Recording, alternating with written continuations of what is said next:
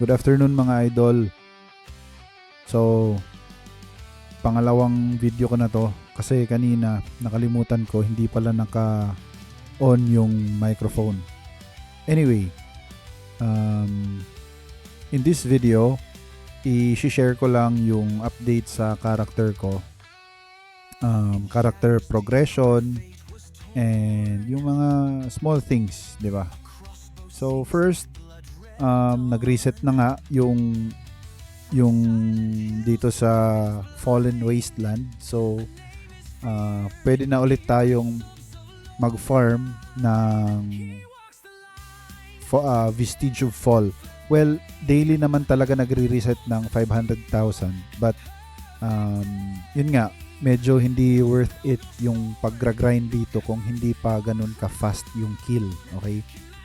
What I mean by that, kung hindi mo pa kayang patayin yung monster ng 3 to 4 seconds, lugi yung pagtambay mo dito sa Fallen Wasteland.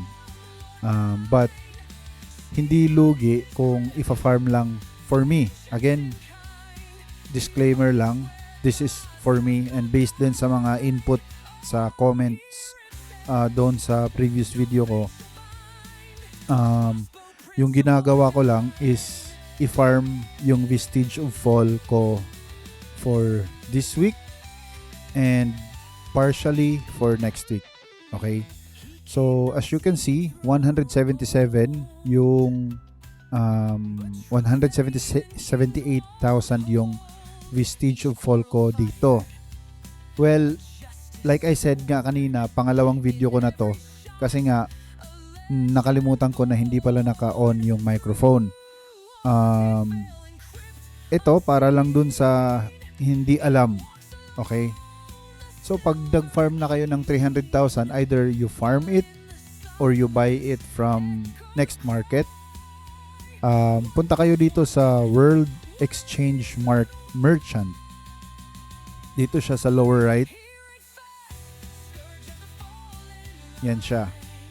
Ngayon, i-click nyo to. Well, ang sabi dyan, reach the maximum purchase limit. Kasi nga, pangalawang video ko na to, nabili ko na. So, each week, guaranteed ka na merong isang Maestro Scroll. So, with this alone, in 10 weeks, which is roughly 2.5 months, meron kang Master Scroll. Okay? On top pa yan sa, let's say, kunwari, merong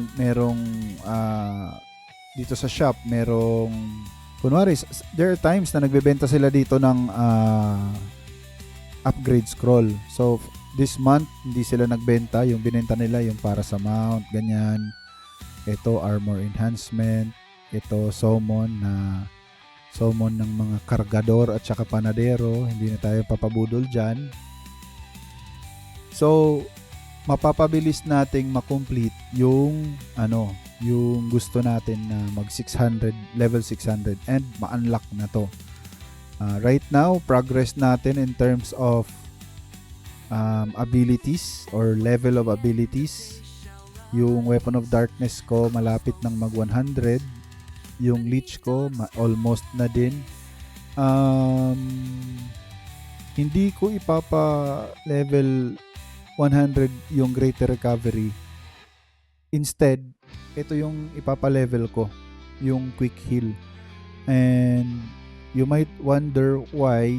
Well, for me, mas may benefit ako dito sa boss na kasi kapag boss yung pinag-uusapan, meron siyang extra chest. So, yun yung goal natin. Unless very yung malayo na talaga. Yung parang each world boss, nasa na lang talaga ako, like nasa top 30 or top 40. Minsan kasi, pumapasok pa tayo sa top 10. Top 12, ganun. So, it's still worth it to work on our damage, no? Kasi nga meron siyang extra chest. So take note, if you consistently belong to the top 20, during World Boss, that guarantees you 2 per day, right? I mean 6 per day. So, i-multiply nyo na lang yan in a month. Kung twice per day ka merong extra chest, multiply mo yan by 30 days. Diba? So, 6 times 30, yun. That's the amount of chest na pwede mong ma-accumulate every month compared to the rest of the people that are playing the game. So, 'di ba, malaking bagay 'yon. So, 'yun yung first, yung pag-farm natin ng sa tawag dito, sa Vestige of Fall. Next, nag-reset na rin yung dungeon. So, ito yung ginagawa ko to kung downtime or talagang busy ako na hindi ko binabantayan yung character ko. So right now di ko siya gagawin kasi nagvi-video ako eh. Hindi siya nagme-make sense kung nakatunganga lang yung character ko unless nagla-live. Okay, so to answer, merong nagtatanong kasi sa akin kung bakit hindi daw ako nagla-live. First of all, wala akong luxury ng mahabang oras na mag-live. Say for example, yung mga idol ko like si Idol Bobwit Plays, nagla-live stream siya siguro 2 hours, 3 hours. Wala kasi akong ganun. You may often see my videos na marami akong uploads ganun, but that's it.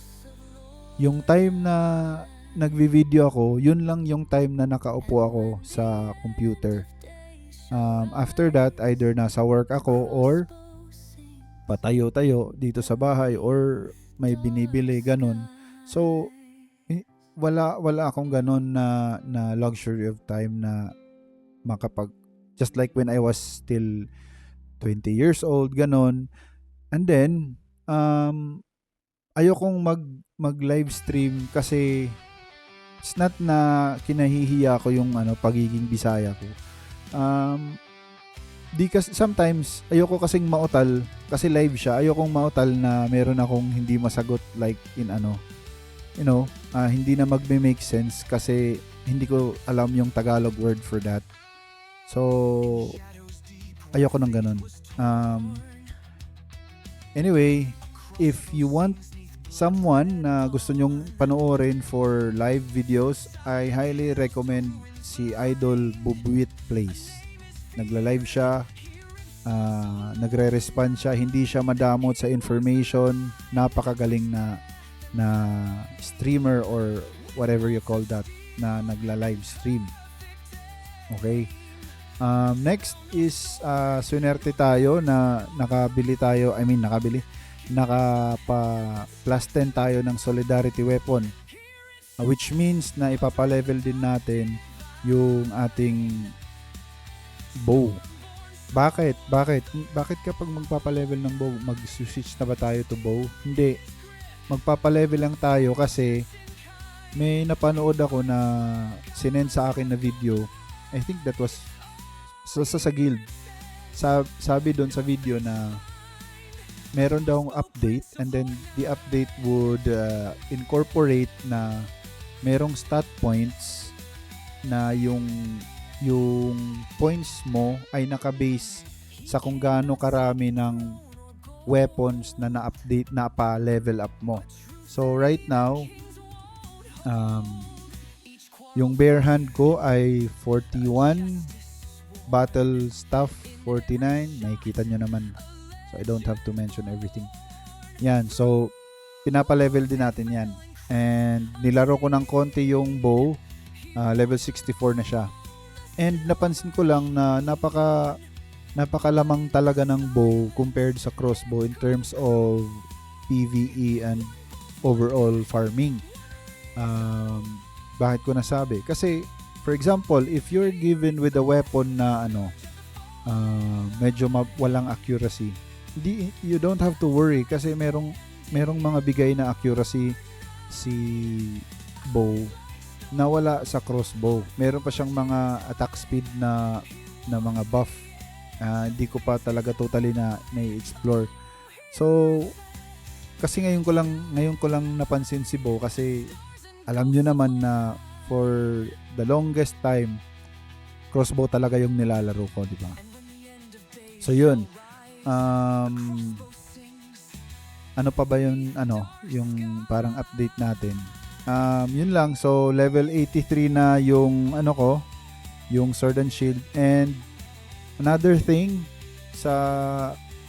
para hindi kayo maumay, so gawin nyo na lang na incentive na dito, which is like I said, pangalawang video ko na to, meron din naman kayong makukuha na reward and like ganito. So grind lang kayo ng grind dito, and like this one, malapit ko na siyang ma-complete. And by that time, magbibigay ng 10,000 na Vistige. Yan. So 10,000 is approximately mga 15 to 20 minutes of grinding. Depende sa character mo. So malaking bagay na rin 'yun. That's pretty much it. Isa pa pala. So nag-update tayo. Nilet go na natin yung ating armor na Graydon tsaka service, at pinalitan natin ng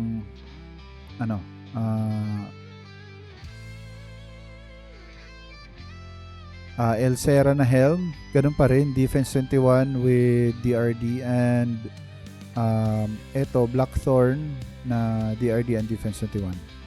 So yun lang muna. This was worth 200 plus pesos, ganyan. Bakit tayo gumastos ng almost 500? Well, simple lang. Kasi yung money na galing doon ay galing lang din naman sa income ng mga temporal piece, mga legendary accessory enhancement, ganon. So etong pera natin na 100 USDT, steady na siya. Ika nga ni Boss Bubwit, steady na, or parking na natin si Pototoy. Wag na nating galawin yung pera diyan, kasi hindi na ganun ka nice yung drop rate. So kung anong pera na na-acquire natin, let's just keep it na ganun na. Yeah, so that's it. I hope everyone has a great afternoon. Keep grinding.